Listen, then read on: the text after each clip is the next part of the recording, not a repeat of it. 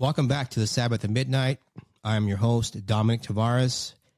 Tonight, we're going to discuss part 2 of Revelation, the end of the age with Gary Wayne. In the first part, Gary covered off the birth pains and the narrative of Matthew 24, along with Luke, Daniel, and many other books of the Bible.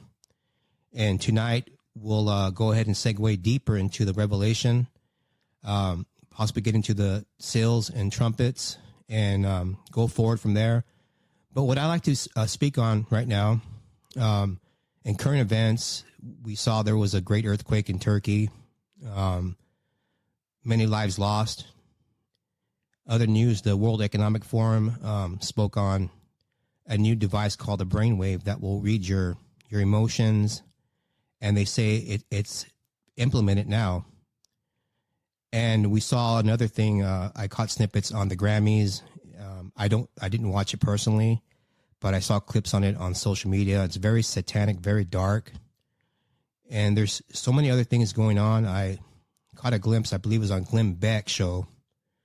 They had an undercover person on a blind date with one of the main people of a major pharmaceutical company, which I'll not name, regarding a certain superbug that enveloped the whole world.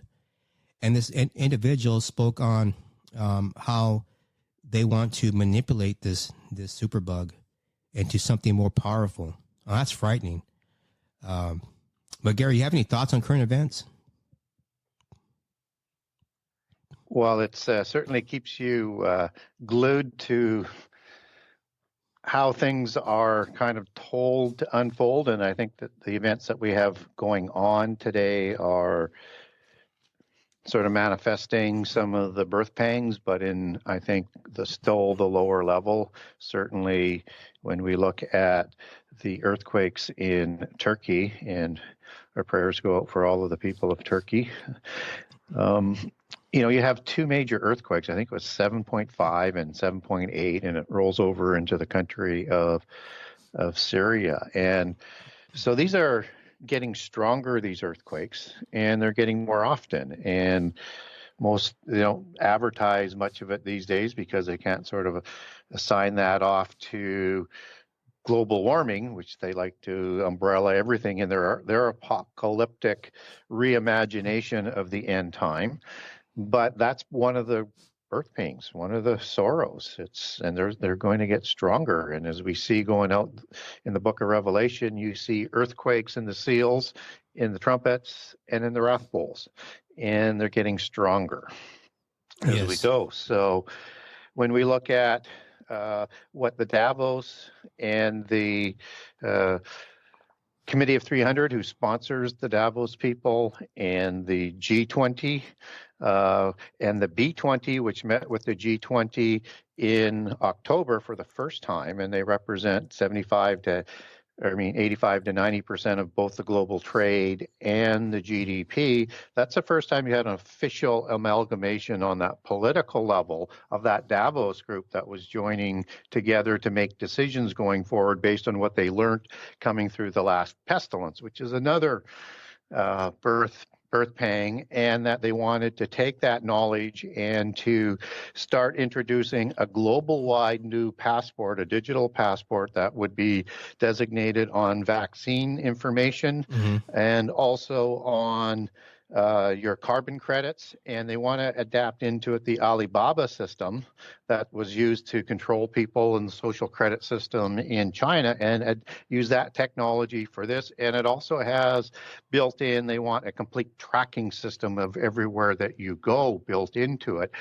And they'll be introducing that to the WHO organization in their next meeting, who they expect will adopt it and will run the rollout of this program.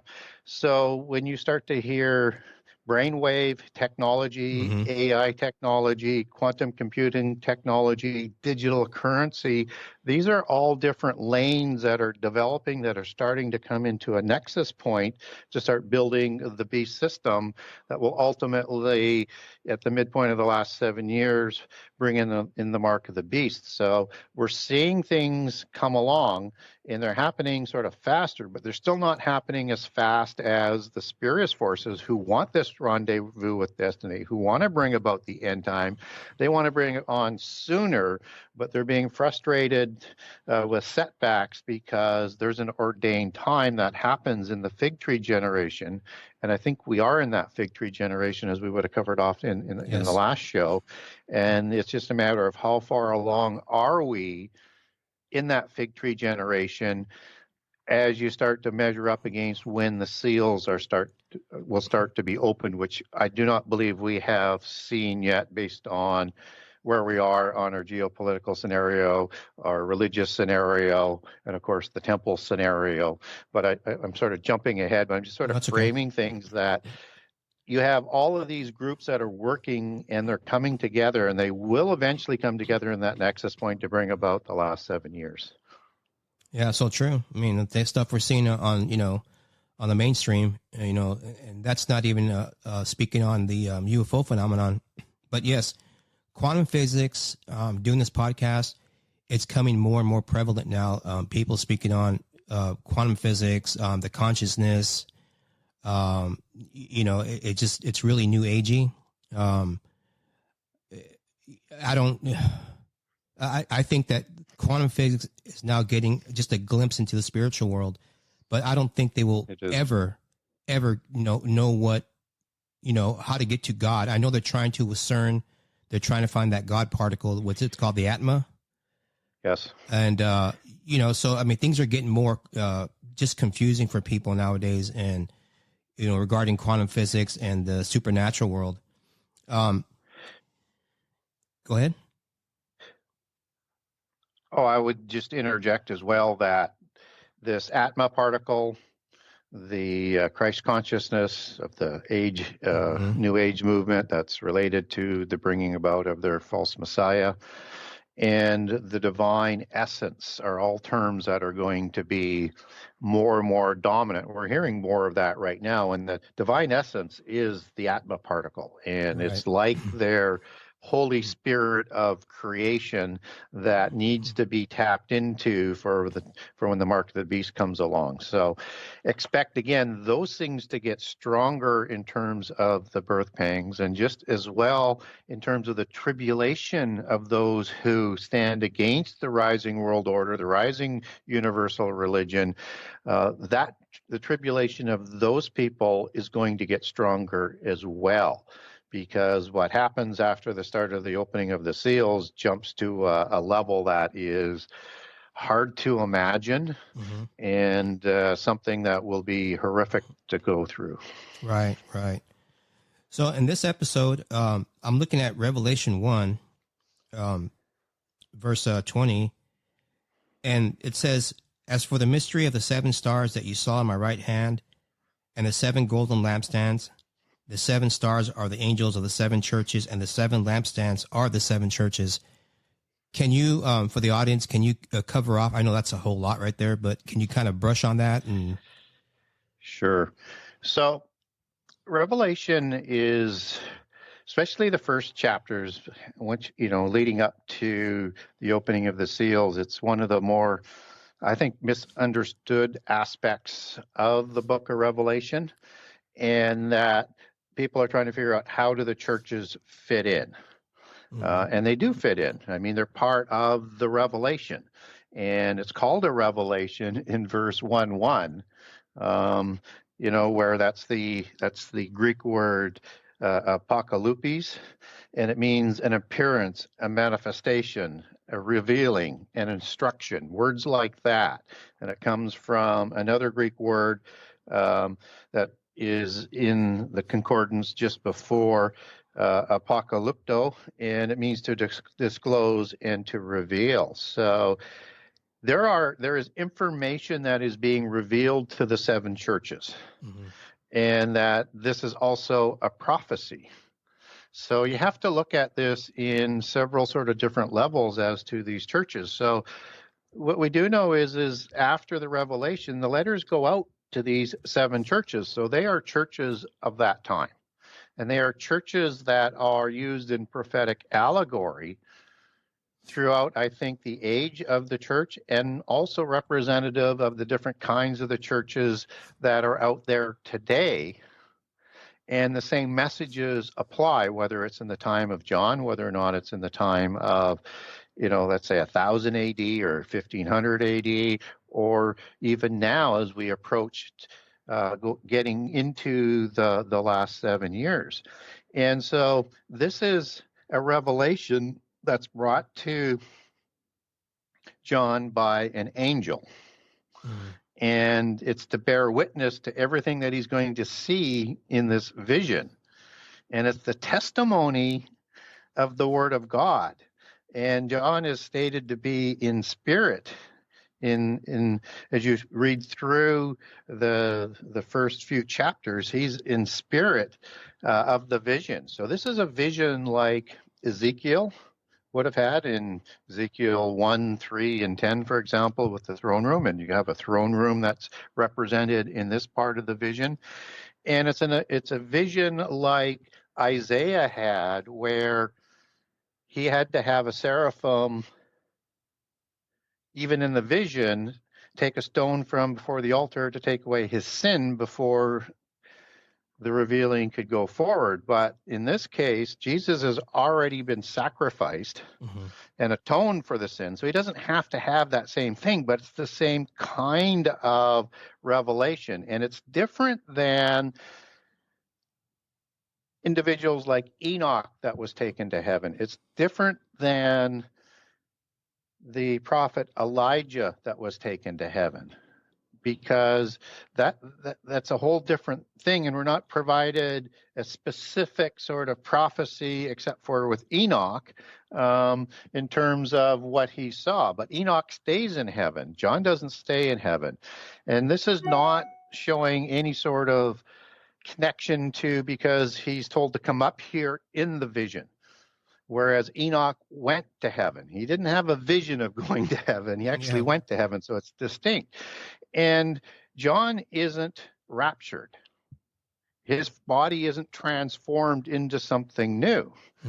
He's actually coming back in the original body, unless he's going to live forever in that body that he comes back, and we're not provided scripture that is the case. But he comes back to deliver the letters and the revelation to eventually go into the canon. And it centers around the 7 churches. So I think what's going on here with the 7 churches is the struggles that were happening within the early Jerusalem church as it expands into the Gentile portion of the Jerusalem church that Paul is responsible for. And so Paul establishes those churches, and John, with this revelation, recognizes the veracity of what James put in place for the acceptance of the Gentiles and the exceptions to the law that were provided for them to be part of the church because of the atonement that Jesus has already made. And so Jesus is recognizing in the vision with his testimony delivered by the angel that he recognizes these 7 churches. And just as Jesus said that in Matthew 24, that in the fig tree generation, all of these things will happen. And this generation will not pass away until all of those events happen. The world will pass away, as we find out at the end of Revelation, and a new one is recreated, but his words will never pass away. So this is the testimony of the Word of God that Jesus is described as the spirit of prophecy, at the end or in Revelation 19. So I wanted to sort of get that on the table, Sure. but when it goes into the individual aspects and the individual blessings and the individual crowns of the churches, because we have future people that are coming into the church, this is messages to specifically those people and their attributes as part of the churches going forward, so that we can expect crowns to be delivered to us based on what we're doing and where we might sort of see ourselves fitting in with those churches, and corrections that we ought to be making if some of those points are hitting home to us. But it is also a reflection of the churches in the end time, and perhaps even of one of the specific churches just before the time of Babylon coming down and taking over, because we backslide so far.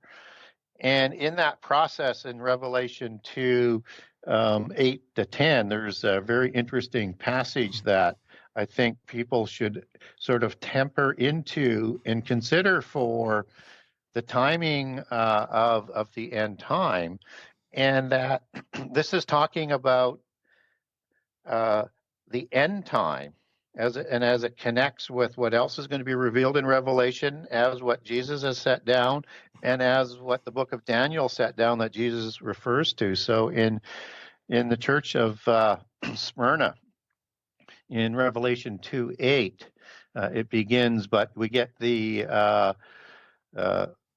complete aspect of what's going on in terms of understanding the tribulations that we're expected to go through, is that we're told that there's going to be 10 days of tribulation. And as we understand, as we link in the book of Daniel, the last 7 days is the last week of years where all prophecy will be fulfilled, all vision will be fulfilled, atonement will be done, and recompenses will be made for all of the saints. But that week of 7 days, 7 years, and is the same allegory and time frame that's used throughout the time of Revelations, with the midpoint being a 3.5-year point, and the time of the abomination when Antichrist will come to power, and as marked as the midpoint in Jesus' orations in Matthew 24, Mark 13, Luke 17, and 21. There's 3 days before the last 7 years that there's going to be significant tribulation, and that's the Greek word Philippes. And that if we go back to the birth pangs that were talked about in Matthew 24, where it says affliction, that's also the Greek word Philippes. So this is the tribulation of the saints that happens after the seals are open in Revelation 6, where you see the first fruits. And that's the same word that is used to translate tribulation in the Great Tribulation in later on in Matthew, after the abomination. And that's the great tribulation of the world, not seen since the beginning of time, that leads into the Armageddon battle, versus the tribulation of the saints that Revelation 7 talks about. So you start to see there's a chronology here we need to be aware of with that 7 years and what happens before. And we know it's the same type of thing that's going on, because Mark's account of the Great Tribulation, he doesn't use the word tribulation, or it's not translated as the word tribulation. It's translated as the word affliction, the same word that Jesus used, Mark's records in Matthew 24 about verse 8. So it's the same type of thing, but the tribulations are getting stronger, like the birth pangs. So you have tribulations that start throughout the generation. They get stronger and stronger against the saints. And then there's a point probably 3 years before the start of the last 7 years where the tribulations get extraordinarily strong, when Babylon is starting to rise. And then you have the tribulation that comes out of the first 3.5 years that Jesus is talking about in his oration before the abomination. So we need to look at those things that are identified to the 7 churches as literal for the people at that time, as prophetic allegory moving forward for the churches, and as prophetic allegory for the end time. And it's not uncommon for the Bible to have what I call a dual prophecy. This one is a slightly different, but it's the same sort of concept. And a dual prophecy is like Isaiah 14, where it gives you important information in prehistory as context for what the prophet is prophesying for the time of Isaiah in this case, and so heavily towards the Assyrian apocalypse. But not all the details will fit into that Assyrian apocalypse, because there's also end time references, just as the king of Babylon is not Satan. Right. And so you're getting, and we know that, individuals like the king of Babylon or the king of Tyre in another dual prophecy in Ezekiel 28 didn't walk amongst the fiery stones. They didn't go to heaven. Antichrist will. When he rises to power, he will try and overcome heaven and enter into it. But no one before that, other than angels, were permitted to do that. So we know we have to understand the details, and that's what it's doing. It gives you the important prehistory, it gives you a prophecy for the time of the prophet, and then it provides for you end time understandings of what Satan is going to be doing and what Antichrist is going to be doing. Wow. Okay. That's a lot right there you covered, and that's really good information for our listeners, even for myself. Now, Gary, the seven churches, are the seven stars the representation of the seven churches? Are these seven angels, the candlesticks, etc.? So the seven angels are the seven stars. The seven candlesticks are the churches. Right. The seven angels tend to be probably the same seven angels that are going to be present in the time of the openings of the seals and the trumpets and the wrath bowls. These would be archangels, I think. These are very, very powerful angels. And within that group, there's four that even are more powerful, and they'd be more represented by the four winds and the four winds of prophecy. So these are specific angels that are assigned to the church, just as Michael is assigned to Israel and Judah. I think it's a similar application for that, and they are assigned to the churches for protection and to ensure that they're not totally overcome. Okay, that's okay. Got that. I was reading just now Revelation 4, and it's got some interesting stuff in here. It talks about the four living creatures and the 24 elders. Do you have any explanation on what these four living creatures, who are they, and the 24 elders? Well, let's start with the 24 elders. Okay. So, and then I'll come back into the four living creatures. Okay. And it's a great question that you ask. So I like starting with the 24 elders because it helps us frame part of the chronology of the end time.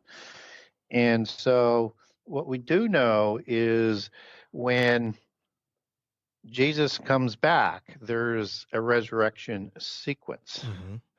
And what we're told in that sequence is Christ, the first fruits, and then when he comes, those who are still asleep, and those who are still alive. So this is the timing for the rapture. Doesn't mean there isn't some resurrections after that. There are. But in terms of his first coming, his first visitation. So we need to understand what the first fruits are. And the best explanation is these are sort of the first fruit of the crop, right? These are the most purest and innocent of the group, but they pay a large price. So if we look at Revelation 6, we see all of these saints that are below, and they're in white robes. These are part of the first fruits, and they've all been martyred for the testimony of Jesus. And they're told to wait a little bit longer for the tribulation of the saints, Philippies, same word, Philipses, I should say. I tend to sometimes skip over that that second S of the three that are in there. I do that all the time. And they are martyred for their testimony of Jesus coming through the first 3.5 years. And we get first fruits that show up in Revelation 14:1 through about verse 6. These are the 144,000 that were sealed with God. And they're from 12 tribes of Israel, all but Dan. Won't go into that rabbit hole right now, but these are there to preach the gospel. They are to awaken lost Israel, the northern kingdom. They are to let the world know what is coming. You also have the two witnesses that are going to preach in the first 3.5 years, and they're going to be killed as first fruits, as Revelation 11 talks about. In Revelation 14, we see these 144,000 called the first fruits in heaven. And so wherever they were selected from, and I think they may be the firstborn of Israel, as the book of Leviticus and it's either Deuteronomy or Number talks about, where God is going to reserve the firstborn of Israel for himself. And I think that's where they're pulled from. They're suffering the first death. And so they're not said to be martyred in Revelation 14, but they're pictured in heaven. And one deduces as first fruits, and one deduces as everybody needs to suffer the first death except for those who are going to be raptured. They are part of the first fruits. So if you look at that sequence, then where did the 24 come from? Sometime after the resurrection of Christ, sometimes before the last of the first fruits are killed, you have part of the first fruits that show up in heaven. So they'll probably represent New Testament saints, and they probably represent Old Testament saints as well, from Israel and Judah, because you're going to have a reconciliation of Israel and Judah once Israel awakes and once Judah recognizes the one that they pierced, and they will convert back in time for the supper. And so when you have their resurrection will come in Ezekiel 37, and as you get into the teens of that verse, you actually have the second Exodus that is going to bring Israel back to Judah, who has moved to the wilderness and is being protected by Jesus for 3.5, or by God for 3.5 years, as Revelation 12 tells us. So we have the first fruits, and the 24 elders aren't an angelic being. They're understood as humans in terms of the language. So interesting. It has to be part of that first fruits resurrection. And one thing that we also know is at the time of the crucifixion and the time of Jesus' resurrection, there was saints that came out of their graves. And so some of those may have been resurrected at that time. And this is even before Christians, right, are converting over, because they don't even know they're Christians yet. They're just followers of the guy who has come along and said he was the Messiah and has been crucified as the Messiah, right? So this is likely, starting at that point, one might presume that some of the first fruits were installed into heaven.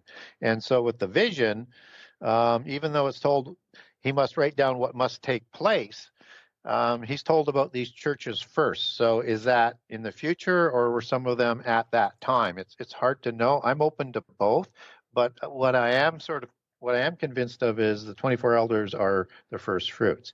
What's interesting about the four living creatures is this is very similar to part of the watchers that are shown in the Ezekiel 1, 10, and 3 visions, but they're a little bit different. They look like cherubim or sound like cherubim, but they're not quite the same. And the Bible doesn't make these kinds of mistakes. So if we look at what's being talked about there is that you're seeing, 6-winged beings. 6-winged beings aren't cherubim. They were the seraphim, had 6 wings, as Isaiah 6 references the seraphim. You have these eyes that are amongst the living beings. The cherubim doesn't have that. But in Ezekiel 1, 3, and 10, it talks about these beings within the wheels that are different than the cherubim, and they actually have one face of a cherubim of the 4 faces, which is one face different than what the cherubim have. But you have all of these eyes that are in there as well, and that's depicted before the throne. So that's kind of representing the Ophanim part, right? The thrones. Ophan is the word wheel, and referencing the wheel beings when it's referencing those angels in those wheels in the book of Ezekiel versus the actual physical wheel, which is Gilgal. that's used in that. And Ophanim is part of the watchers that are talked about in the book of Enoch. So they had 4 groups. You have archangels, and of course we have the angels of the Lord, and it's showing 7 for the churches, and we're getting the same number that is going through the book of Revelation. They are probably archangels, and 4 of them are probably greater than 3, or they just have different responsibilities as we understand it. But Michael and Gabriel seemingly have a larger role. You have the cherubim, and you have the seraphim, and then you have these Ophanim. Mm-hmm. And so we do get that in the Bible. We just don't get it translated into English as Ophanim. And the I am is the male plural. So cherubim, seraph, seraphim, Ophanim. These are the wheel type of beings. And so what's interesting is either there is a reordering of the watchers as we move forward, mm-hmm. or in terms of, into one being, probably because some of them rebelled as part of the consequences of watchers from each group rebelling, or it's just representing all of them into one kind of conglomerate being of watchers. It's hard to know because we're getting depictions or understandings of each one of the watchers that are there, and we're not seeing in that kind of vision, the 7 archangels as well, right? We're told about the 7 angels before, but they're not really shown there as well. But as we move on into Revelations, those angels come from the throne room. Mm-hmm. So it could be just combining all of them as the watchers, or it could mean there's a complete reordering going forward into, special beings that are going to be, remain around the throne, just as the 24 elders are new to the throne room. Well, thank you for that. The 24 elders explanation and the 4 living creatures. I would never have thought that these could possibly be Ophanim. That's really interesting.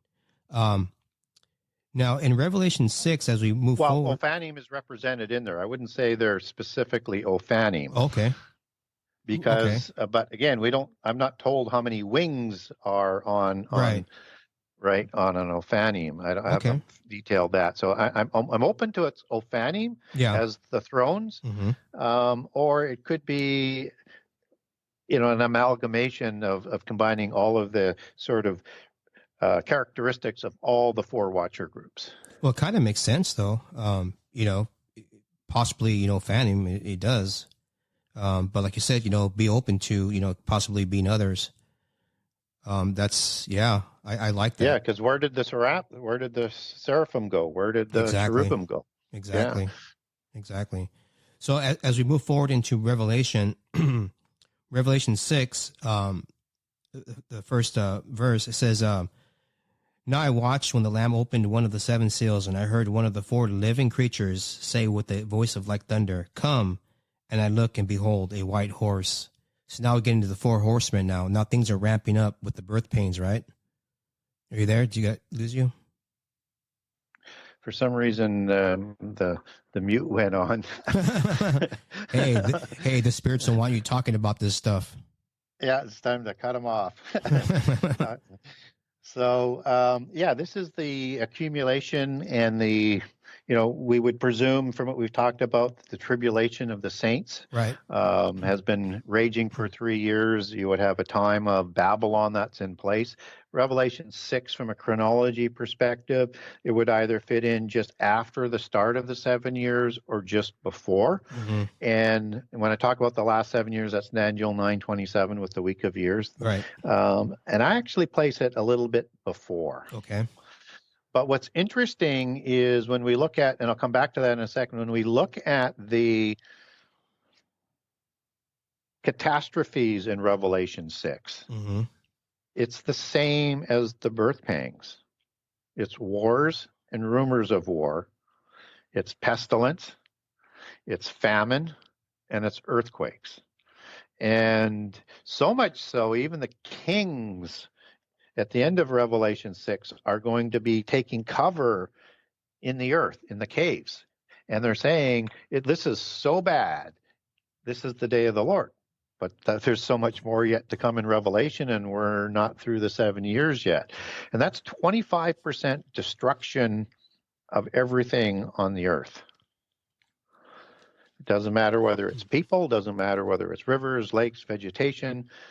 And the trumpets will be 33%, and the wrath bowls would be 100%, except that Jesus steps in to prevent all flesh from being destroyed.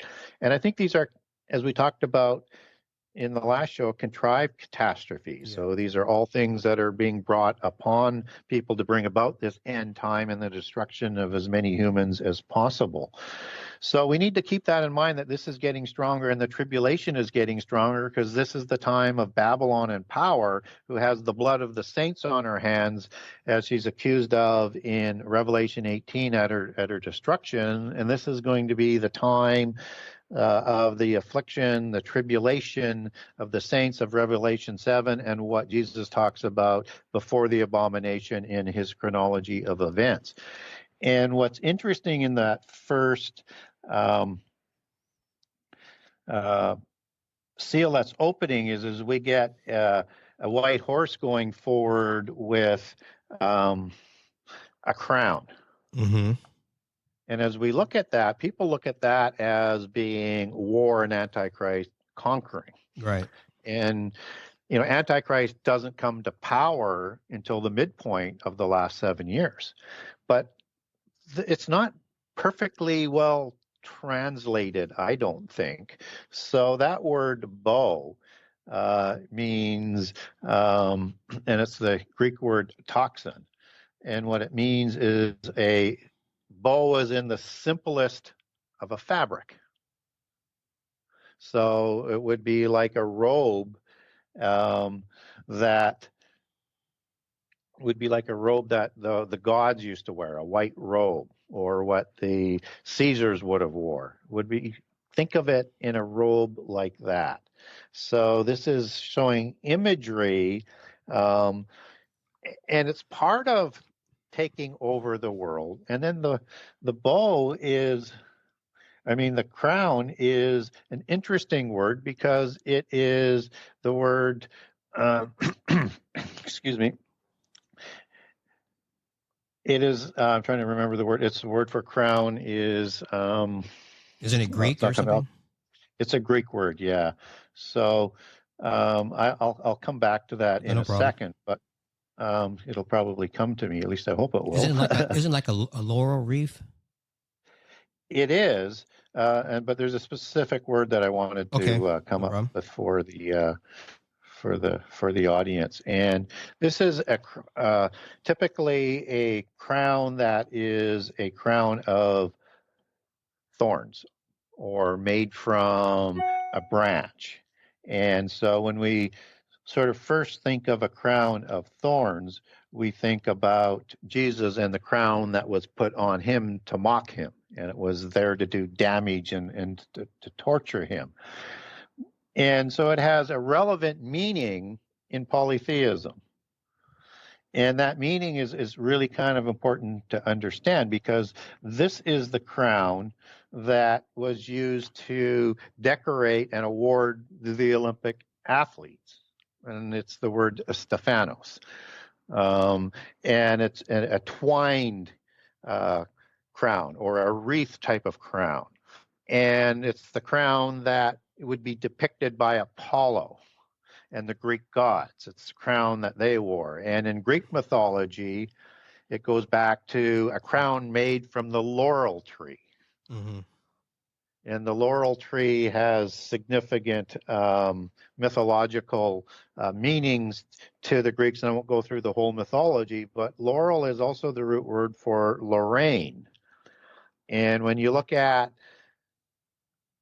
the descendants of Dagobert of the Merovingian Empire, who started the Knights Templar, right, and who created the bloodline for the King of Jerusalem title, crowned in 1118 to Baldwin II of Anjou, you have de Payan, de Bouillon, and Anjou, and these Anjous are from the Lorraine region, and the double cross of Lorraine represents two bloodlines that they say that they have, one being a demigod bloodline and the other one being the bloodline of Jesus, that they would want in their version of bringing about the end time to present their dragon Messiah as Antichrist with his pedigree and genealogies to go along with that.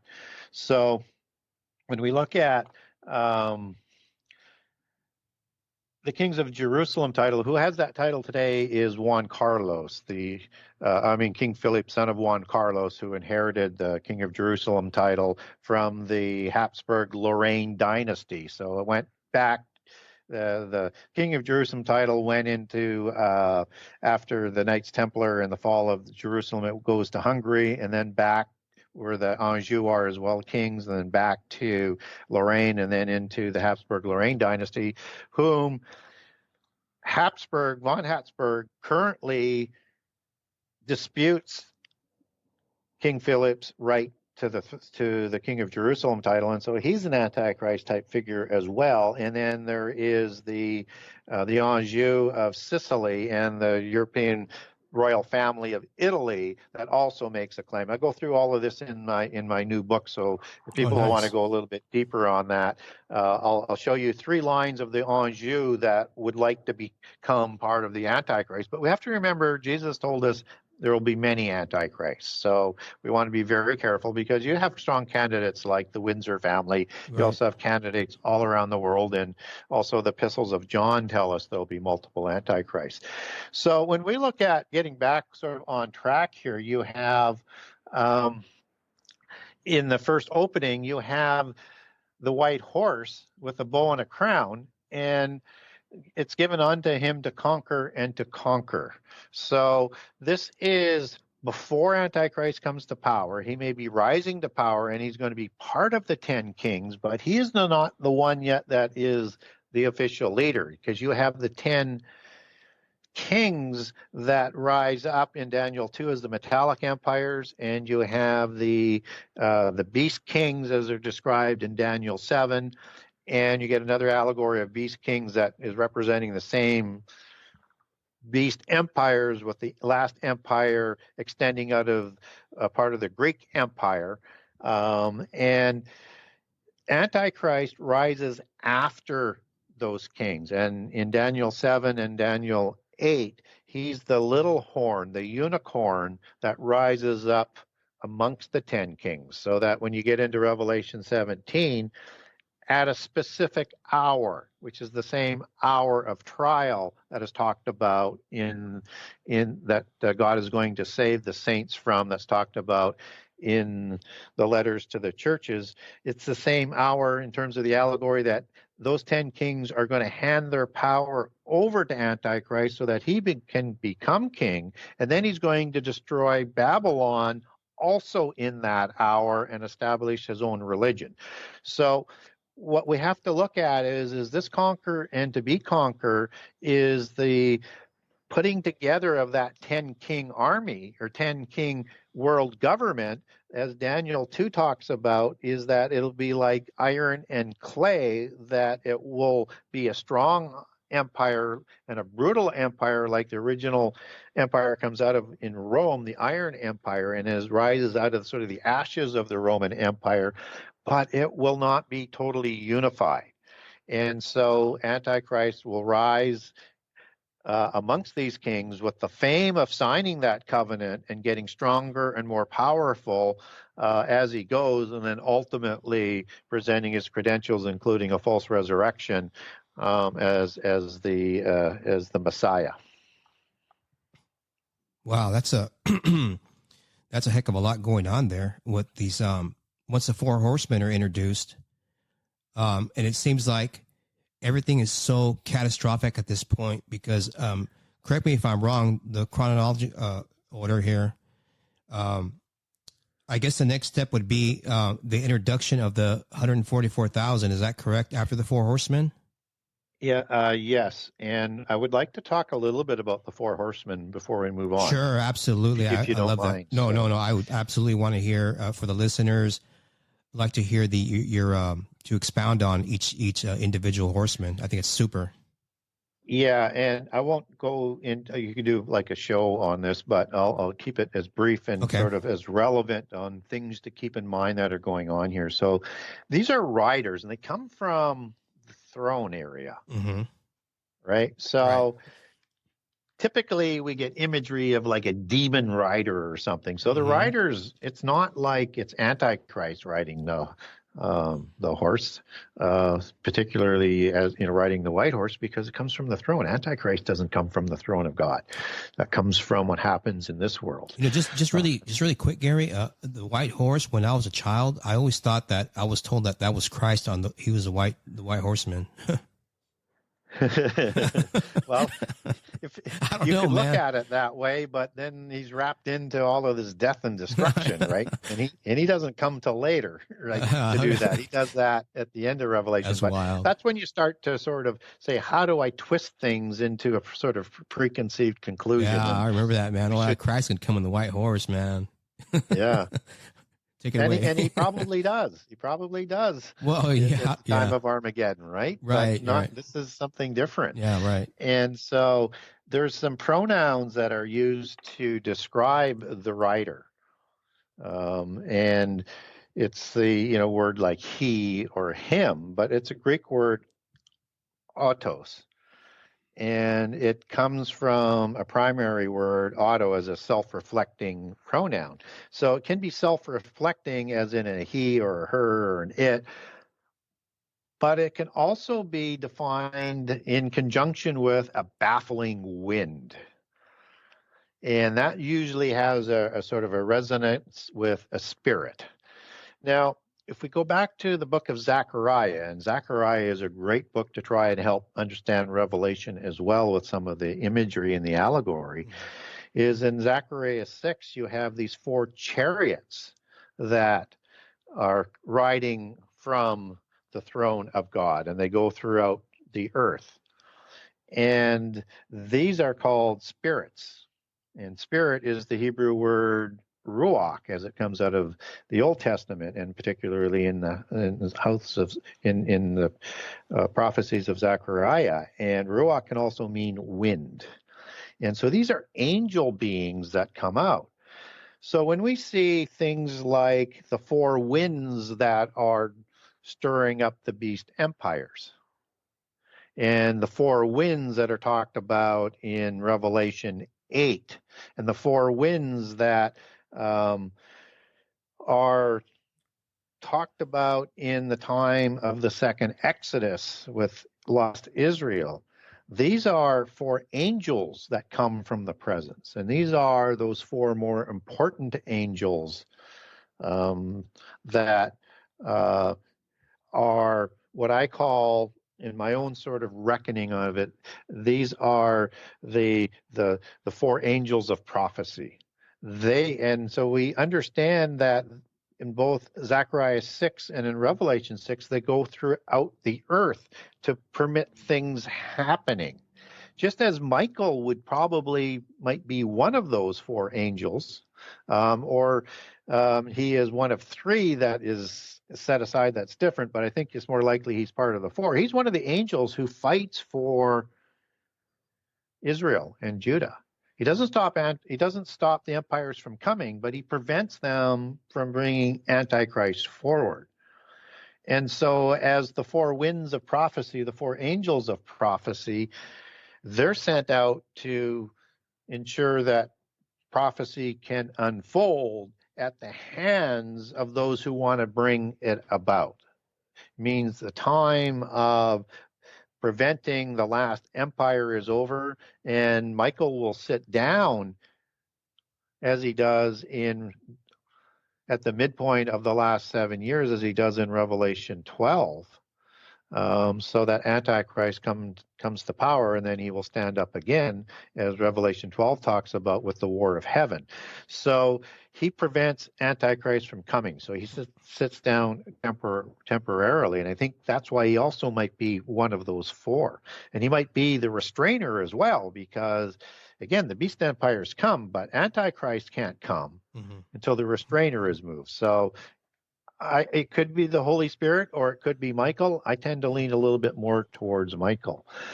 So when you look at what's coming with these horses, you've got wars and rumors of war with the white horse, right? And Right. it's the time of the 10 kings, and it's the time of Babylon. And Babylon will come first because it's the one who sponsors the 10 kings, as we learn later in the details in Revelation 17, actually rides the beast of empires and controls the 10 kings as it controls all of the other beast kings before and empires before, and having the reigns that control it. And we know it's a universal religion because she sits on many waters from there. So keep that in mind as well, that she is going to sponsor Antichrist to bring about these 10 kings that are going to rule the earth with her, and they are subservient to Babylon. So when we come into the second seal, we have the red horse, which takes peace from the earth, that they should kill one another, and there is a great sword. So you have this taking of the world that isn't full of war, right? Right. With the conquering before, but then there's a huge war that breaks out. And as we learn, there's going to be 25% of the people between that and the other catastrophes that is going to be happening. And this is the imposing of Babylon and trying to keep it together, because that 10 king empire is going to be like iron and clay. It's going to be not so cohesive, and they're all going to be struggling for more power. And you're going to have people that are resisting. And so that's part of that sort of tribulation that's going on in the first 3.5 years as well. And that's why you need to consider that 10 days of tribulation that starts with the rise of Babylon, that takes tribulation to a whole nother level. And then when the seals open, it goes to another level still. And so in the third seal you have a horse that comes out, and it's the black horse, and it has a pair of balances in his hand. And you're going to, it's going to get so bad that you're going to have to work for a day worth of food. And that's an ephah. That's a balance, right? You take that back to Greek. So if you go back to the book of Zechariah again, you have another passage in Zechariah where a woman is brought to Shinar, Babylon, holding an ephah. And as you take that back to Hebrew, you start to learn it is a measurement and a judgment and the ability to impose a system on the whole world. And this is set in Shinar by these two female angels.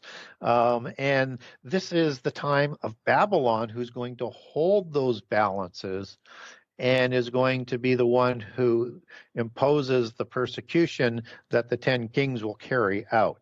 And as I say, I think it'll also be a raucous sort of alliance as well. And so this is talking about the famine that's going to be there. And there's going to be significant famine. It's part of the birth pangs getting stronger. And then you get the next horse, that is the pale horse, and this is the one that is going to bring death with them, and hell followed after him, and that's Hades. And Sheol. This is talking about after this, we're going to see something worse. It's going to lead into the trumpets and what comes out with the trumpets. Yeah. And so the power was given over with that horse to kill a fourth by the sword and with hunger and with death. And the beasts of the earth are going to rise up against people and feed off of them as well. And so this is the coming together and working together of those birth pangs to destroy 25% of the world. And then, of course, you get the great earthquake that happens. Mm-hmm. And this is the time when we get the white robes that are handed out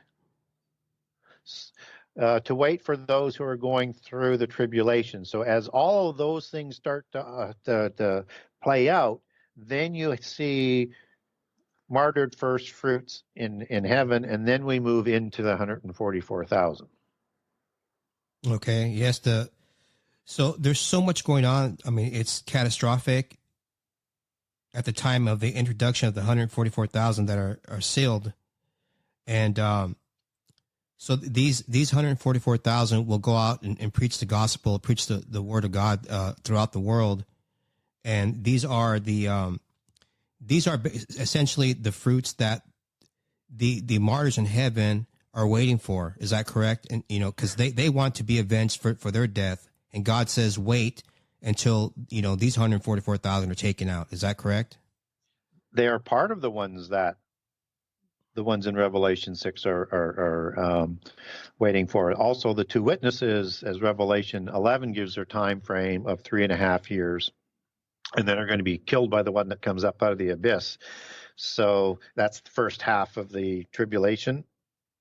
And at the midpoint, they are killed. But it's also all of the saints that are testifying, that are being handed over, that Jesus talks about, that is part of that tribulation, the tribulation of the saints who are going to be martyred in the first 3.5 years. So all of that is part of the first fruits. Okay. So now we're approaching the seven trumpets, and the seven trumpets, if I'm correct me if I'm wrong, these events occur before the two witnesses, the two olive branches. Is that correct? Well, the two branches will start at the start of the opening of the seals. Okay, got it. So at the start of the first 7 years, and preach for 3.5 years. Okay, and prophesy for 3.5 years. Okay, gotcha. And again, gotcha. that matches up with that fulfillment of vision in the last 7 years, right? In prophecy. Right. So we have the two witnesses along with the 144,000 happening simultaneously, right? At the same time. Yeah. And then in Revelation 14:8, it'll be finished by an angel that will preach the gospel. And then after that, you have a summary of the last 3.5 years. Right. That gives the exact chronology for the last 3.5 years. Right. And the seven trumpets, I mean, this is scary. When you read Revelation 8, it talks about hail and fire mixed with blood, falling from the thrown upon the earth, and it talks about a great mountain. It sounds like an asteroid or something that hits the sea. Then you have this thing called Wormwood, and then when you talk about Wormwood, then you get into all this other stuff with the New Age. This is Planet X, this is that, blah blah blah. Can you explain what Wormwood is through a biblical lens for the listeners? Yeah, it's a really good point, because and it's not to say that there might not be some sort of planet that might come along, but is that the application that's here? And I would indicate no. And so when we look at that word wormwood, it means a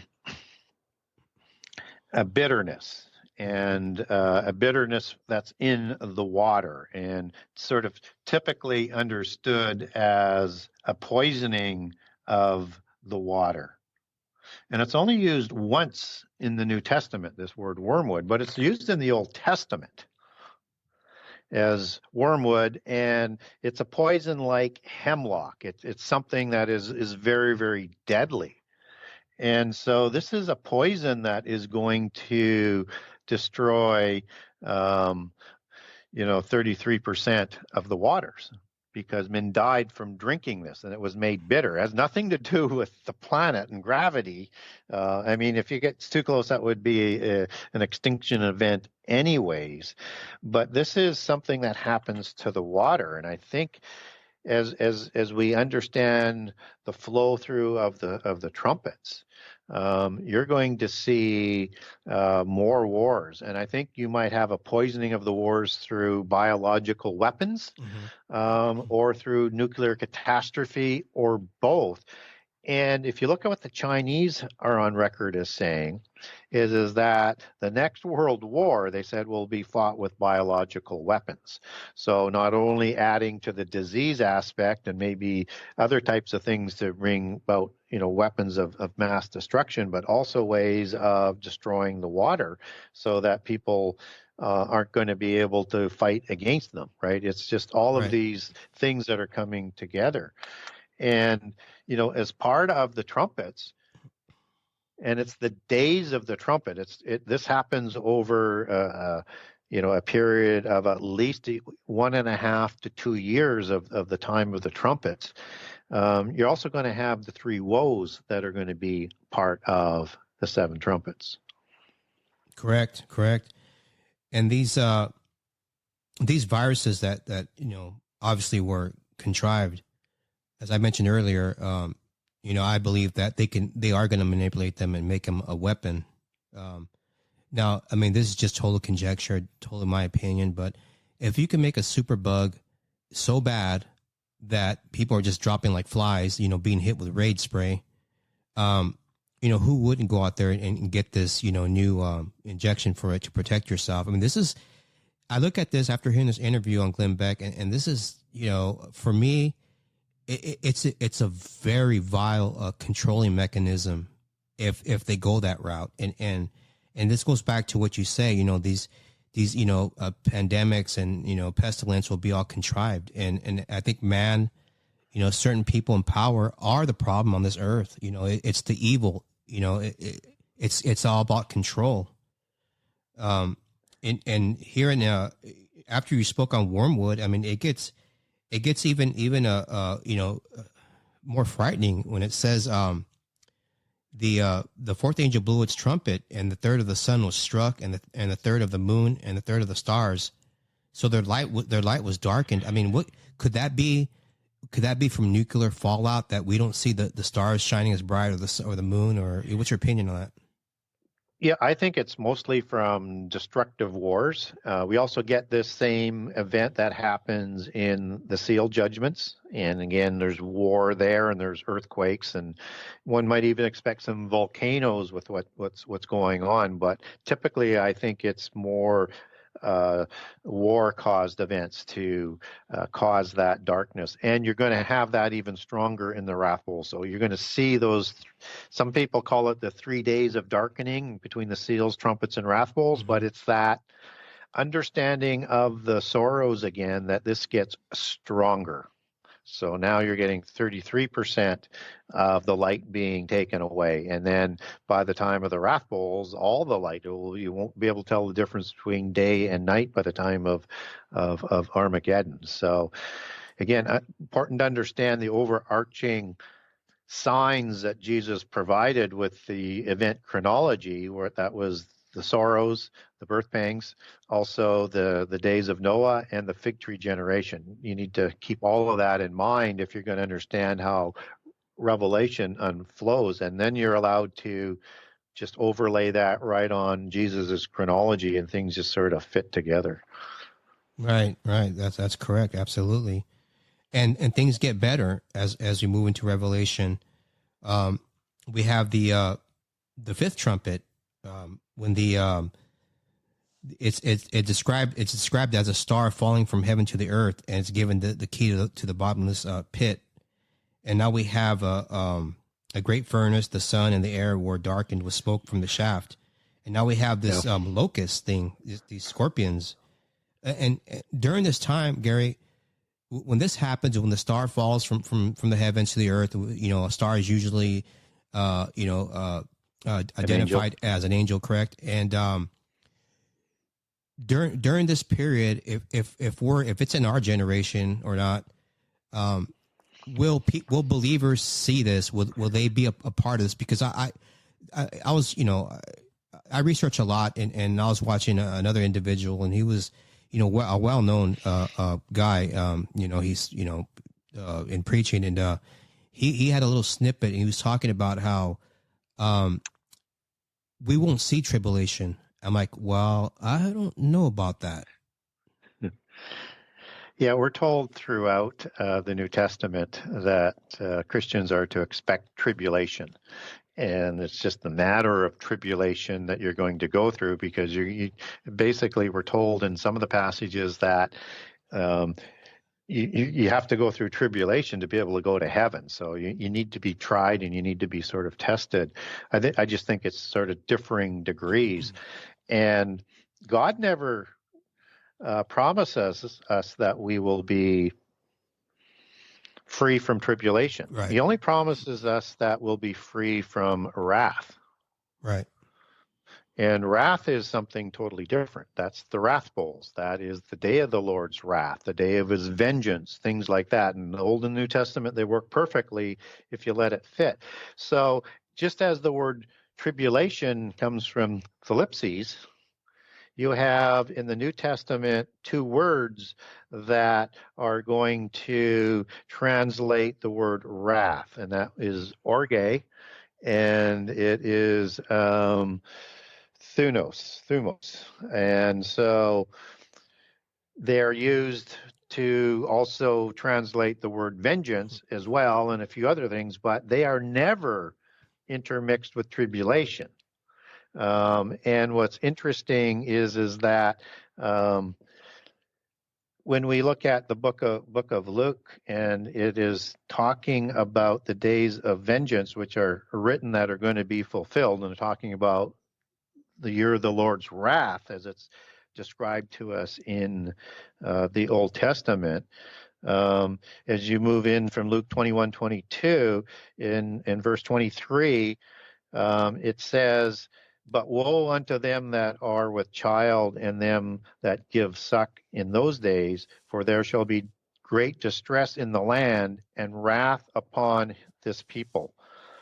And this is the same description for the Great Tribulation that we talked about in terms of the differences. So that you match that up with Matthew 24:21, and it'll say, "For then there'll be great tribulation not seen since the beginning of the world to this time, nor ever shall be." Right. And Mark says that's affliction not seen since the beginning of creation. So this is talking about that great tribulation that leads into the wrath of God that's used, and that's the Greek word orge that is used in Luke 21:23, but it's not the tribulation of the saints and the affliction that is going on in the first 3.5 years.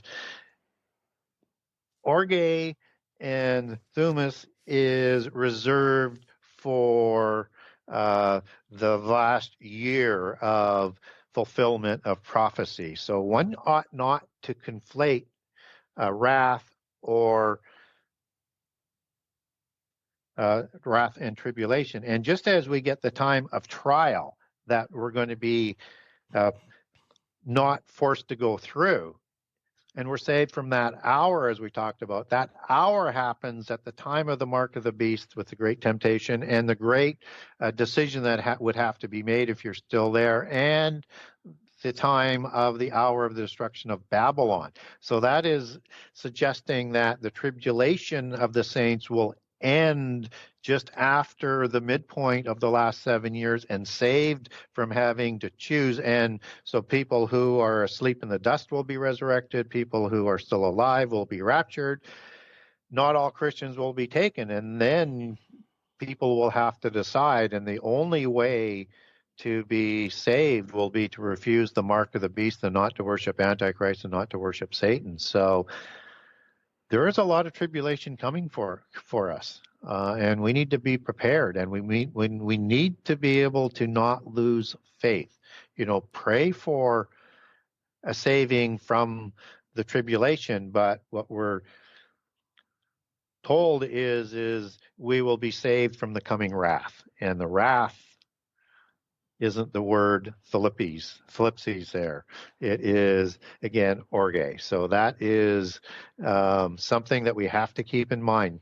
We have to understand the terms, and we can't conflate them. The only reason why you want to conflate that is to hope that we're not going to have to go through any of the terrible times. Right. And that's just not the case. But why not to conflate specific words that were provided through us in the original language. We need to understand them for what they mean, and then see how that fits with the rest of the Bible. And it does when you start to understand that. And all of the Old Testament prophecies start to make sense as well, because they all slide in nicely. Right. Yeah, that's correct. And in Revelation 9, we touched on the bottomless pit being opened. Now, what I wanted to, for the listeners, describe these beings that come out of the pit. And it says their appearance were like horses prepared for battle. On their heads were what looked like crowns of gold, and their faces were like human faces, and their hair like women's hair, and their teeth like lions. And they had breastplates of iron, and their wings made noises, like chariots and stuff. And what's interesting in this chapter is it speaks on how these people will be tormented. I guess they'll probably be stung by these scorpion beings, but they will not die. They will seek death, but they will not see it. Now, is it possible, and I know once again this is all conjecture, that humanity will reach that godlike stasis where we can live a lot longer, and disease will be gone. Those who choose to get into the pharmakia, the sorceries that Babylon will deceive the world with. At this time, I figure that the 10 kings are now being held subservient to Babylon, and Babylon's controlling the world economies. Now, is it possible that these people, have the AI or have some kind of mechanism within their body that makes them, not susceptible to death so easily? I think the system that is being put in place for Antichrist will be functioning not to the full level as into getting into other dimensions with the Atma particle and the divine essence, but certainly from a healthcare delivery system that the Davos crew promised that they would bring about through an implant system in 2018, and people would demand it so that they could have longer health and not get diseases, and that's how they plan on bringing it about. So I think it makes perfect sense that even though they're going to be stung by these scorpion beings, that there's going to be something that's preventing them from dying. And it's not clear whether or not Christians will be, and people who believe in Jesus and God will be stung with this or not, that they may have a different seal, or that it is just everybody is going to go through that, and people with the implant are the ones that won't die. It's not clear to me. Certainly the 144,000 receive a seal of God, and we're told in the New Testament from an allegorical perspective that once we accept Jesus and the Holy Spirit and God, that we are sealed as in his people. But I don't really get a verse that I can absolutely say that people who believe in Jesus and God at that time aren't going to be stung as well. But I doubt whether they're the ones that will be tormented for the 5 months. I think that is your bang on, and that comes from the coming technology. Yeah, that's there's things out there that are coming out that we're not really privy to. I listen. I do a lot of research, and I was listening to this new age guy, Dr. Stephen Greer, and he was talking about advanced, biology, regarding, the human stasis, homeostasis.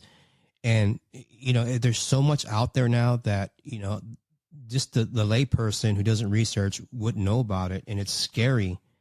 And when I think about this human upgrade, the post-human, humanity 2.0, let's say, do you believe that people will be tricked into getting this upgrade? For example, there will be false prophets prophesizing, doom if we don't do this, we don't do that, disease if you don't get this, this new, upgrade in your body or something, or whatever it's going to be, that you will succumb to these new diseases, these new super viruses, etc. Well, and you won't be permitted to be part of the New World Order. You won't be part of the people that are going to be promised godhood. They're going to be promising this, as in the New Age, this coming together, because they call it, harmonic convergence, or harmonic vibrating into another level of existence. And that's what they're going to be promising. And to bring that about, they have to have a world religion, and they have to have a world government, so that they can bring all of those sparks of the divine together to make that happen sort of en masse. So that's going to be part of it for sure. And so I think the false prophets are going to be scaring the heck out of people with their apocalyptic contrived catastrophes that they're going to bring out. And it's going to be about, do this or you're going to be destroyed from the face of the earth. And so that's going to be part of it as well. So there's going to be just so much deception. If you're still alive at this point, your head is just spinning. And it's why Jesus has, pre-warned us, because the deceptions are going to continue to come, that even the elect will be deceived, if that were possible. And it will be, because people will accept Antichrist as the Messiah. So, and this is a passage that is going to make the ability for Antichrist to come to power available as we go through Revelation 9. So, yeah, all of that's in play. I wanted to talk a little bit maybe about those locust creatures as well. So, absolutely. And they're led by Abaddon and Apollyon, who's who I think is probably Azazel, as the Book of Enoch talks about being the leader of the abyss.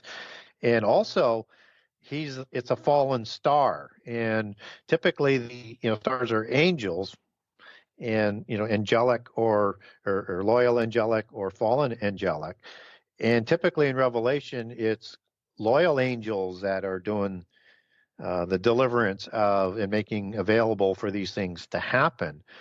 But this is interesting. This star doesn't come from the throne of God. So I'm also open to the fact that this may be Azazel who falls, even though the Book of Enoch talks about him being locked into the abyss as the leader of the abyss. Mm-hmm.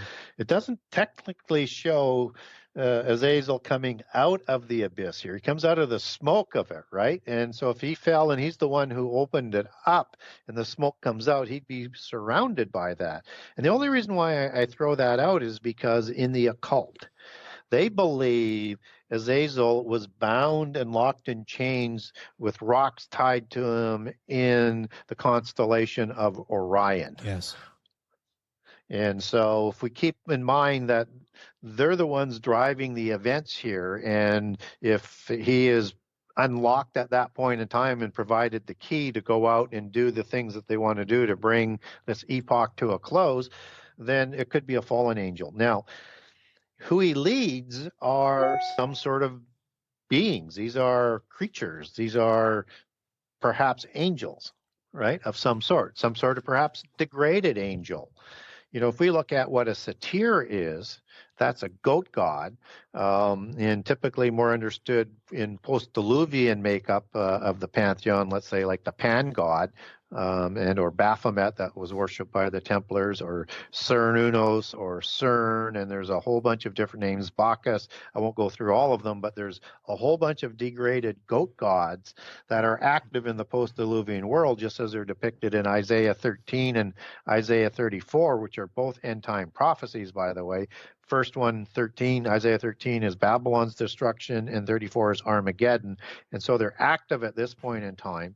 They are, if you take that word watcher out of Daniel 4, that's the word ear, I-Y-R. And Sa, ear, is the Hebrew word for satyr. And Sa is hairy.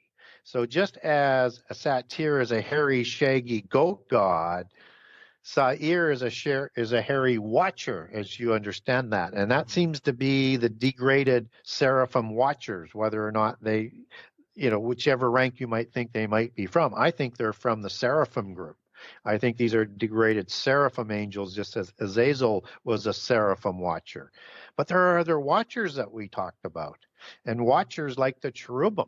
And so we know cherubim, not only did they pull the chariots of God in the vision in Ezekiel, they're also drafted into the Hebrew angelic order, the Saba, the host of the rebellious ones, the angelic fallen angelic army. And they have order and rank. And the cherubim, as they're described in the Bible, also were used as protective guards. They had swords, just as they're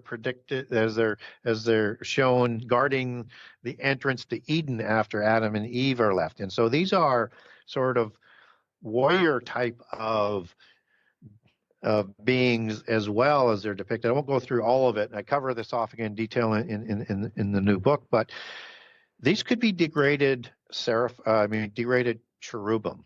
Because these are kind of like a chimera type of being, but they have a description like with birds' feet and stuff like that, Yeah, and scary. wings of a bird. And cherubim, one of the faces is an eagle or a falcon or an owl, depending on how you want to describe it, just as the Anunnaki are shown depicted on some glyphs. And they also have one of their heads is a human. The other one is you have a bull and you have a lion head as well. They had four, but when they took a form on the earth, they would take one sort of form. They have the head of a human. So they technically have a head of one of the faces of a cherubim as well. And these beings are seemingly identically described as beings recorded in many cultures around the world. The most common is in ancient Sumer with the Akraba Balu and the Gerda Balu. And the Akraba Balu, the first part of that word is a crab, and that was a Sumerian word and a Hebrew word for scorpion. And in the new book, I put side by side the descriptions covered by Revelation 9 and the descriptions covered by Sumerian and other writings to describe these beings, and they are talking about the same being. Wow. And there's a lot of buzz out there. Everyone's waiting for Gary Wayne's new book, man. I mean, come on. I know it's a lot of work. It's a lot of work. But yeah, I mean, people are anticipating that book that you've been working on, and I think it really goes deep into some things that people have been asking for. So I'm really pleased with it. I'm getting parts of it off to the publisher, Deep River Publishing, this weekend. So hopefully we'll get it in the publishing queue pretty quick and get things done. But there's a lot of work between the editing and the artwork and the reviewing of the stuff. wow. So it could be a few months before it hits the market. Hey, you got me. I mean, I'm definitely going to get it when it comes out. I was reading the other day, something popped up on my news feed. Let me see if I can find it again. And I wonder how it's going to be that believers are going to be persecuted. They're going to be killed. They're going to be martyred. And I see this this article that came out regarding the Federal Bureau of Investigation, that they are targeting Catholics in a leaked document. They're calling them extremists. Yes. And I'm like, you know what? Things are just getting crazy. Nothing makes sense anymore. Why is a Catholic an extremist? It makes no sense.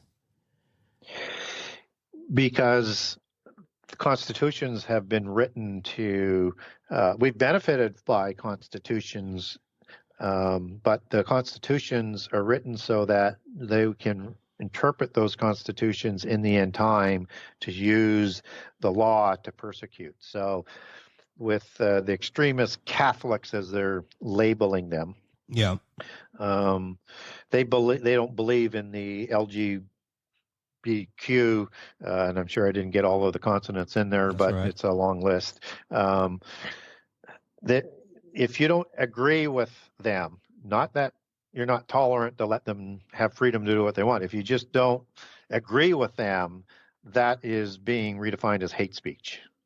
And so you're a terrorist because you will manifest your terrorism. If you're not for abortion rights, then you are a terrorist. And they'll be using all of that against people. And they will be using parts of the Bible to say that's hate speech. And they'll take it out of context, but it's the Constitution was designed to protect polytheist religions. Mm-hmm. The benefit that we got, that it was done for religions and we were included in on that, but they did it with the knowledge that they would need things in the end time to use the legal base of the law, and people would follow along. They just need the preparation to believe the lies of the things that they're teaching out there. And it has nothing to do with being tolerant. It has a belief system that you can't even think differently. No, Otherwise, right. you will be a terrorist. And anybody who's going to be part of this Babylon religion, you cannot think differently. You cannot do differently. You must comply 100% with that polytheist doctrine that's coming. Yeah, worldwide. That's true. That's true. And there's the public schools are teaching their, kids can't even, decide on their own if they're, what gender they are. And you got all these plurals now. And, it wasn't like that when I was growing up in school. And I think now that, stuff like that, it's causing a lot of cognitive dissonance in people. The state of affairs regarding, these different pronouns and, they're using these days. And, I have a few family members that are LGBT, and, I love them the same. I don't think any different of them, but in my opinion, when you start pushing that upon the children, I think that's not the right way of going about it. I really don't. And it's all in my opinion. Indoctrination is never the right route. No. Christianity should never be imposed on people. Nope. It's a free choice. It is. And you have to choose to be a Christian every day. And so all we want to be able to do is have free choice as to what we want to believe. And if we're not doing harm to people, you should not do harm with your beliefs. No. Then we ought to be left alone. But of course, they can't leave us alone. And the single biggest stumbling block, and which has been all throughout their plan over hundreds and hundreds of years to bring this end time about, is the monotheist Christians. And monotheism from the Jewish people. That's the biggest resistance that's been out there for them, and they're going to have resistance with Islam as well, for some different reasons than with Christianity. But so they're going to have to persecute all people who do not comply, whether or not it's Christian or other denominations, or people who just say, hey, I don't believe in anything and I ain't buying into that. No. Yeah, exactly. But like you were saying, it's being forced now, and nothing should be forced. People should just, have the ability to decide their own without being influenced by, social cues or psychological, messaging and stuff. And that's what I feel what's going on now. And it's unfortunate. Because some people can't discern that they're being given subliminal messaging, and it's really sad. But what to cover off to finish off this episode, part 2, I guess right now we're at we see the level of destruction not imaginable, which brings about the Antichrist from the earthquakes and the sun darkening, Revelation 8. And the fourth angel sounded his trumpet for that great day, so that none is like it. And it is a time of Jacob's trouble, Jeremiah 37. Is that correct? Yeah, the time of Jacob's trouble is the last 3.5 years. Okay. And that's the time of trouble that Daniel 12 talks about as well. Right. The time of Jacob's trouble is the time of the second Exodus, as it's used in the book of Jeremiah, and as it links up with, like, say, Micah 5:2 or Micah 5 and Micah chapter 2, and Ezekiel 37. So when we look at this is happening before the midpoint of the last 7 years. Yep. And one of the things that Antichrist is going to require to come to power is he will require a counterfeit Armageddon to come back and save the world and then promise that age of peace, right? And he needs to be able to do what Jesus is going to do 3.5 a little more than 3.5 years after the fact. So what we get coming out of Revelation 9 is this great war that's Yeah. part of the destruction of a third of the earth after a destruction of 25% not too long before that. And you get this great army that seems to be some sort of an extension of what happened out of the abyss. And you get these creatures that are described in this army that is certainly not human, right? There's something really awful about this, and people think that they're the scorpions, and they may be partly in this army, but the descriptions that are of these that are amongst the 200 million is different than the scorpion beings. But what they are similar to is the creatures described in Joel 1 and 2. So again, in my new book, I put 2 columns and put the descriptions down and show you they are the same kind of creatures. Now, I do think there'll be these scorpion beings that may be part of the the battle as well, but these are different beings, is my point. And so these are like chimera engineered weapons designed for war. So, just like they created chimeras in Greek history, just as, centaurs were created and other creatures, I think what they're working on with the technology are these new weapons specifically designed for war. And they may be creatures designed for the demons who will require an oiketerion, a dwelling place for their spirit of some sort of clone to be part of the battle as well. So they could be all being designed for that sort of aspect of it. And what's interesting in Joel 1 and 2, which is the Revelation 9 war, and the same as the Ezekiel 38:9 war, the Gog war, and Gog goes back to it doesn't show up in the Bible except for the Gog wars, although Magog does as a Japheth who one of the descendants of Japheth and the Japhethites are intermarrying with the people of the Asia Minor area and the Greeks and things like that.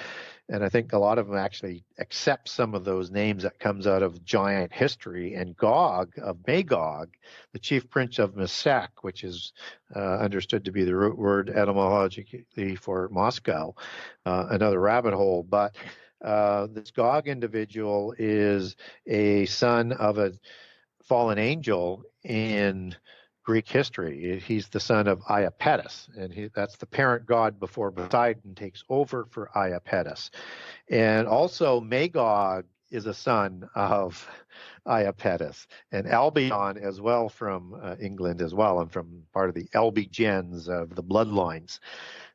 So you have that sort of imagery that's sort of intersecting with Revelation 9 when all of these demons are being released from the abyss. And the most terrible of those demons being released are locked in the sides of the abyss, as Ezekiel 32 talks about. And these are the terrible ones who are killed and did the terrible things on the earth, the Eretim, as I like to call them in my new book. And you also have the fallen angels that were coming out of the abyss. And so this is that army that is larger than any other army ever seen or ever will be seen again, as is talked about in Joel 1 and 2, and 200 million men in its size. So people are going to say, this has to be Armageddon. Right. That's crazy, man. And yeah, but Armageddon comes in Joel 3 in that set of prophecies, not in Joel 1 or 2. And it clearly is telling you, that Armageddon is coming in Joel 3, as opposed to Armageddon is not yet come in Joel 1 and 2. So this fits perfectly in that timing. And, if you look at the rise of Antichrist in the first 3.5 years, and you go to Daniel 11, and remember, he rises amongst the horns, right, as the unicorn. In Daniel 11:22-31, and before the abomination, you get the events of Antichrist's rise to power, and you have this overwhelming army that's wiped out before him. in Daniel 11:22. And 11:21, he begins rise to power. And then he makes an alliance with very few people in verse 23 to come to power, which is talked about in Revelation 13:11, Revelation 17. And then he will enter the land when it's at peace, and he will enter with his armies. And as Luke 21 talks about, he will surround Jerusalem with his armies. Yes. And this is the time of the abomination. And so, and there are more events, I mean, that talk about Antichrist in that sequence of events, both before the abomination and after the abomination. But understand that he is moving in after this great war, and he's going to be crowned in the temple, as 2 Thessalonians 2 talks about. Yes. And he will set him up to be God, which is the abomination. And he does this at the time when he surrounds his armies, and this happens after Revelation 9. So I look at the Revelation 9 war anywhere from, let's say, 6 months to a year and a half before the midpoint. Probably, we get the opening of the abyss, maybe that is a year and a half away, because you got 5 months of death, and then you might have 6 months up to a year where this war is going to take place, and then Antichrist starts his sequence of events to start the conspiracy to come to power. Yes. And this is probably a good place to bookmark. After this 200 million man war, then on part 3, we can get into the midpoint, the abomination, the war in heaven. I think that's a fascinating part of Revelation. And the second Exodus, there's things in there that I was not aware of until I read your book and listened to some of your postings, and I think it's really advantageous for people to understand these segments of Revelation, especially the second Exodus and who it's led by. That's very fascinating, isn't it? It is. It's eye-opening. It is. I was like, what? Did he just say that? And you look it up for yourself. You don't take anyone's word for it. You look it up yourself, and Yep. And decide, on your own. So Gary, let the listeners know how to find you, and your new book coming up, approximate. I think you mentioned when that will be, and where to find the Genesis 6 conspiracy book. That's one book that I do use a lot to reference certain things I research. Thank you, Gary, for writing that. Thank you, God, for sending Gary for that to write that book, because it's helped me a lot. And go ahead, fire away. The best way to get a hold of me and my book is through my website, which is the Genesis6conspiracy.com. That's Genesis 6, the number 6conspiracy.com. And on that website, there's a generous excerpt of all 98 chapters. And it's just a small piece of what's in the book. So even though there's lots of information there, it's just a drop as to what's in the whole book. And if you like what I'm talking about, and you like what is in those excerpts, you can get a signed copy from me through the website. Go to the Buy Now page and go to Buy from Author. You can get a signed copy. If you want to buy link over elsewhere, I have links right on that Buy Now page that you can link over and get the Kindle edition, get the digital version, or you can link over to Amazon.com, Amazon.ca, or BarnesandNoble.com. And if you were interested in the signed copy, I have a page for Canadian customers, I have a page for U.S. customers, and I have a page for everybody else in the world. So just go to the right page and you can get a signed copy directly from me. And if you wanted to get a hold of me and ask me some questions, or maybe get some information on some of the things I was talking about, then go to the media page, and under where it says Contact Gary Wayne for an interview, that's a connection to my email. When I redo my email, I think I'll do a better click on option to contact me than that. And send me it goes right through to me on an email through my website. You can ask me a question or ask for information. If you want a document, be relatively specific in terms of what you're asking for.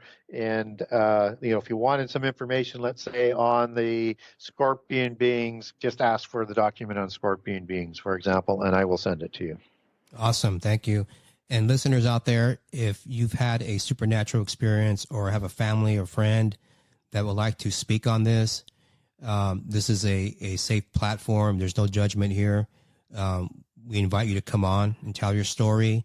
You can reach us at Sabbath at Midnight on Instagram, and I'm on Sabbath at Midnight Facebook. You can email me at dominic.sabbath@midnight@gmail.com. That's it for now. Until next time, we have Gary Wayne for part 3, and we bookmarked right after the 200 million man war, and we'll segue into some interesting topics. One of them I want to get into, Gary, I know it's a mystery in the Bible, but if we can kind of, guess what the 7 thunders are. Okay. Well, thank you, Gary. Thank you for coming back on. God bless. Hold on for a second after I wrap this up. And that's it. Thank you, everyone, from the low desert. This is Dominic Tavares with the Sabbath at Midnight. Good night.